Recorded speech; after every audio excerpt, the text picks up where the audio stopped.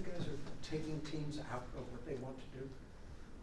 Yeah, so the objective of our defense, I said it yesterday or today, our motto going in was make teams make plays, not run plays.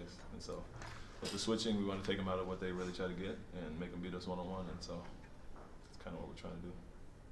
Holding LeBron to just 18 points, obviously Dylan was the primary defender, but just his work on that front, but then also the kind of collective team effort to slow him down over the course of the game.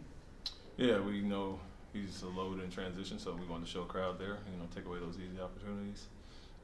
Obviously, trust Dylan one-on-one with him, as well as Tari, Jayshawn, Jabari, a lot of our guys with length and size. And so, although Dylan was the primary, I think we gave our guys freedom to make plays. Obviously, they're down a few players, and we could be a little more aggressive going after him, and did it well. Speaking of Tari, what did you think of his performance tonight? Good. He does some things that we've been missing, which is get every ball he gets his hands on. So a lot of balls that get tipped, we don't always come up with. He's getting 50-50 balls, the offensive rebounds, the hustle plays, the physicality. So he was good. He's a little rusty at times and looked a little thirsty on offense, trying to get it going. But expected it with this time off and eager to get back into it. So happy with what he did and kept him in the range that we wanted to. I know it's really early and you'll have much more work to do, but to win 4 games in a row for the first time in 2 years, what does that mean to the progress y'all are making here? Yeah, we're taking the right steps. We're confident in what we're doing, and it's gelling quicker than probably some thought already.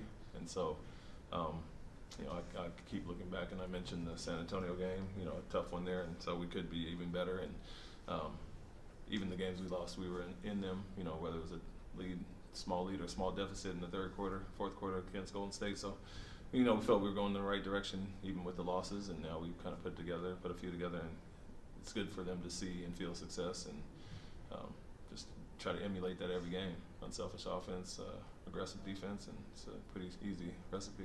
Can you talk about what you've seen from Jaylen past couple games? He seemed like he's starting to kind of find his shot offensively.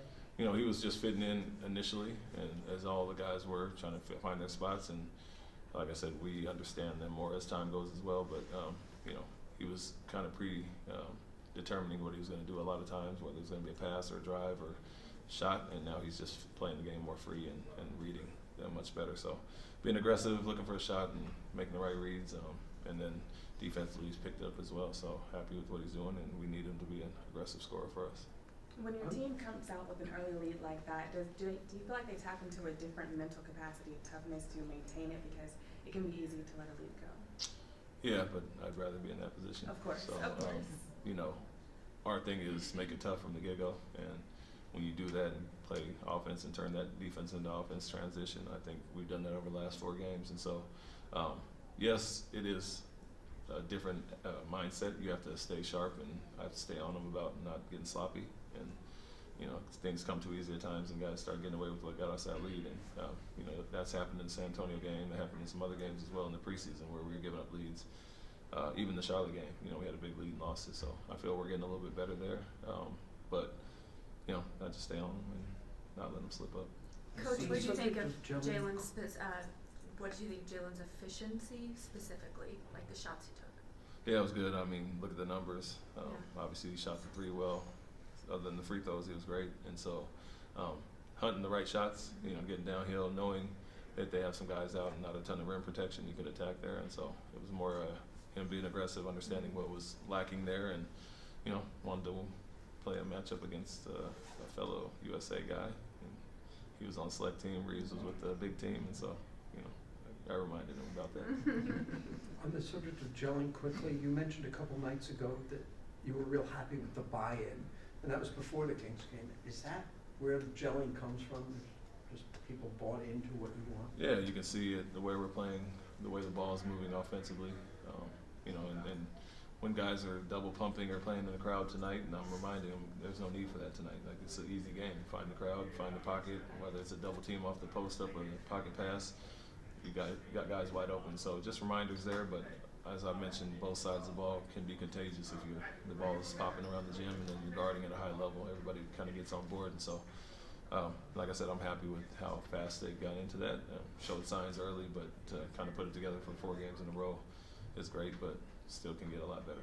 Coach, the people that are trying to say no Anthony Davis tonight, LeBron year 21, try to minimize the performance tonight, the overwhelming beatdown that was. What would your response be to those folks? You know, you got to play who's there, and so I've been on the other side of it on the wins and losses of teams that come in and have people missing, and there's a natural letdown for teams a lot of times, and so I reminded them that before the game.